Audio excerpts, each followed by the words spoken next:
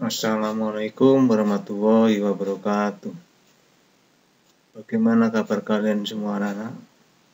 Mudah-mudahan kalian pada sehat semua. Sebelumnya perkenalkan dulu, nama saya Demi Agus Rostanto. Nanti saya akan mendampingi kalian untuk mapel ilmu pengetahuan alam.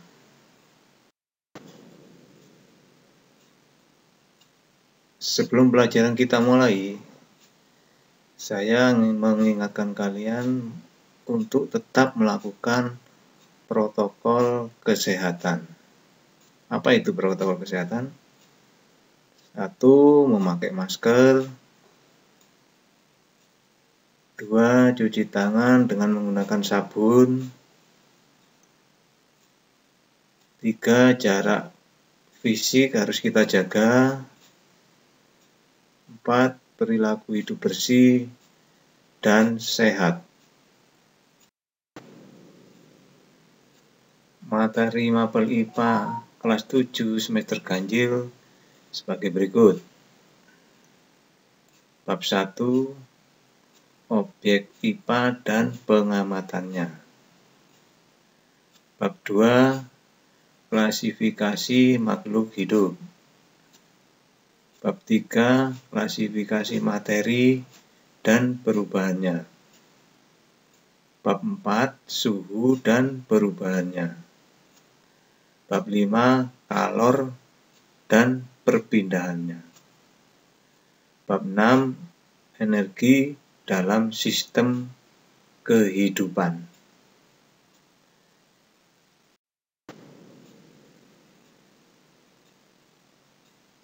Kita mulai pada bab 1, objek IPA dan pengamatannya. Kita lihat dulu peta konsepnya. Pada pelajaran IPA, kita harus melakukan langkah-langkah atau metode ilmiah. Metode ilmiah terdiri atas pengamatan, inferensi, dan komunikasi. Sedangkan pengamatan itu mencakup pengukuran.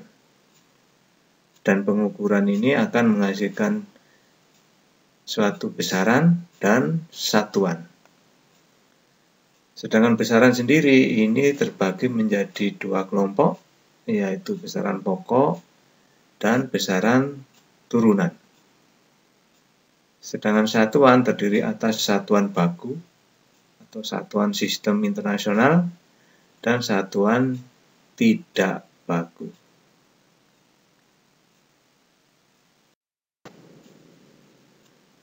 Baiklah, kita masuk pada pertemuan pertama, subbab dari objek IPA, yaitu penyelidikan IPA. Tujuan untuk mempelajari penyelidikan IPA yaitu peserta didik diharapkan dapat menjelaskan kegunaan mempelajari IPA. Peserta didik dapat menyebutkan objek yang dipelajari dalam IPA. Itu tujuan dari penyelidikan IPA yang nanti kita pelajari. Kita sering mendengar istilah IPA. Apa sih IPA itu sebenarnya? Benda-benda yang ada di sekitar kita dapat dipelajari melalui mata pelajaran ilmu pengetahuan alam atau IPA. Nah, IPA adalah ilmu tentang segala sesuatu yang ada di sekitar kita. Para ilmuwan atau saintis mempelajari hal-hal yang terjadi di sekitar kita dengan cara melakukan serangkaian penelitian dengan cermat dan hati-hati. Dengan cara seperti itu, para ilmuwan dapat menjelaskan apa dan mengapa sesuatu yang ada di alam sekitar dapat terjadi, serta memperkirakan sesuatu yang terjadi saat ini maupun saat yang akan datang. Hasil temuan mereka dapat dimanfaatkan untuk kesejahteraan hidup manusia.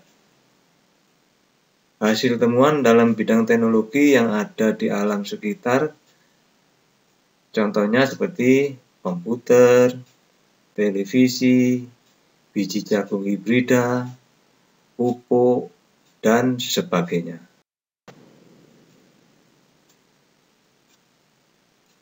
Penyelidikan ilmiah IPA melibatkan sejumlah proses yang harus kita kuasai, antara lain seperti berikut.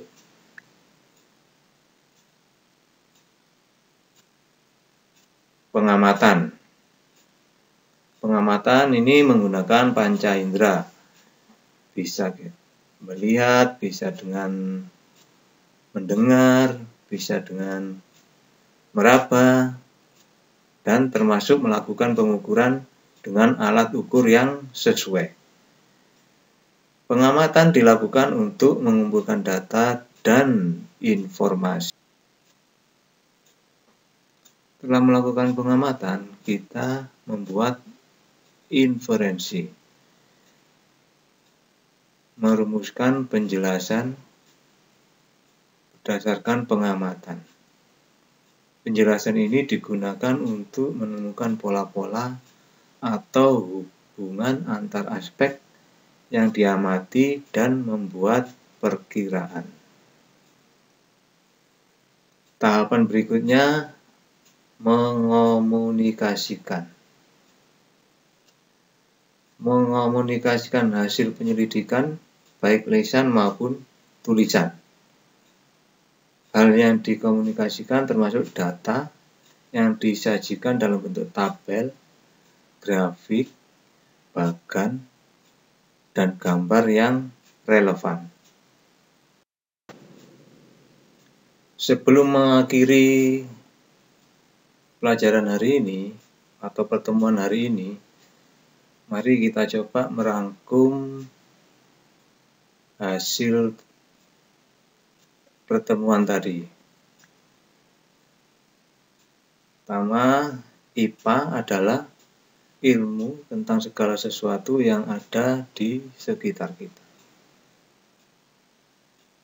Dengan belajar IPA melalui metode ilmiah tentunya kita mampu memahami berbagai hal di sekitar kita.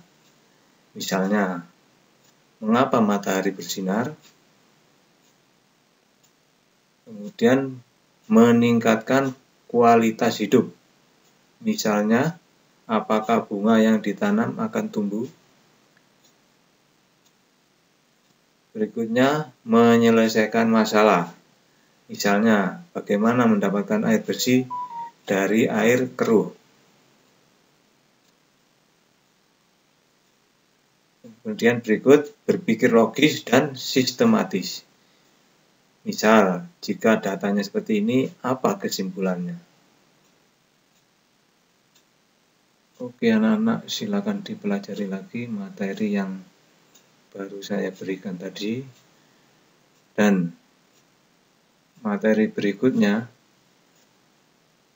silakan dipelajari, yaitu pengukuran. Sekian dulu dari saya. Assalamualaikum warahmatullahi wabarakatuh.